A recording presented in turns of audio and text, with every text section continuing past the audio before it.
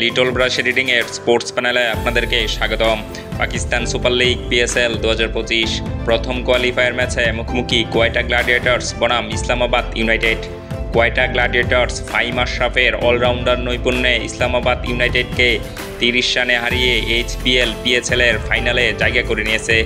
বুধবার রাতে লাহোর গাদ্দাফি স্টেডিয়ামে অনুষ্ঠিত এই কোয়ালিফায়ার ম্যাচে গ্ল্যাডিয়েটর্স প্রথমে ব্যাট করে 209 রান তোলে, যার জবাবে ইসলামাবাদ ইউনাইটেড অল আউট হয়ে যায় 179 রানে।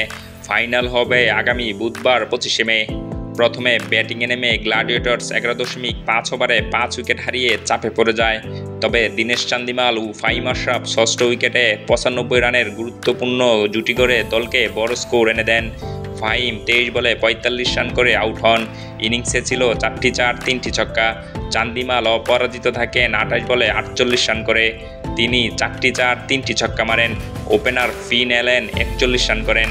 ইসলামাবাদ ইউনাইটেডের বোলারদের মধ্যে বেন ডুয়ার্সউইচ ও সালমান ইরশাদ 2টি করে উইকেট নেন। জবাবে ব্যাট করতে নেমে ইসলামাবাদের ইনফর্ম ওপেনার অ্যালেক্স হেলস দ্বিতীয় ওভারে ফাহিম আশরাফের বলে 0 রানে আউট হন। এরপর সাহিবজাদা ফারহান ও ডুসেন মিলে 71 রানের জুটি গড়েও বড় ইনিংস খেলতে পারেনি। ডুসেন করেন 23 বলে 35 রান, ফারহান 35 বলে 52 রান করেন, যাতে ছিল 4টি চার 1টি ছক্কা। সালমান আলী আগা করেন 26 বলে 44 রান। তবে বিশাল লক্ষ্য তাড়া করতে নেমে ইসলামাবাদ ইউনাইটেড 19.4 ওভারে 179 রানে অল আউট হয়ে যায়। গ্ল্যাডিয়েটর্সের হয়ে উসমান তারিক 32 রানে 3 উইকেট নেন। ফাহিম আশরাফ, মোহাম্মদ আমির ও মোহাম্মদ ওয়াসিম জুনিয়র নেন 2টি করে উইকেট।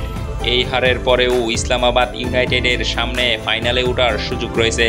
তারা যদি 23 মে অনুষ্ঠিত এলিমিনেটর 2-তে জয় করতে পারে তাহলে ফাইনালে কোয়েটার মুখোমুখি হবে। এই ম্যাচে কোয়েটা গ্ল্যাডিয়েটর্সের জয় 30 রানের। উক্ত ম্যাচে ফাহিম আশরাফের অলরাউন্ডার নৈপুণ্য আপনার কাছে কেমন লেগেছে অবশ্যই কমেন্টে জানাবেন। আপনার কমেন্টের আশায় রইলাম।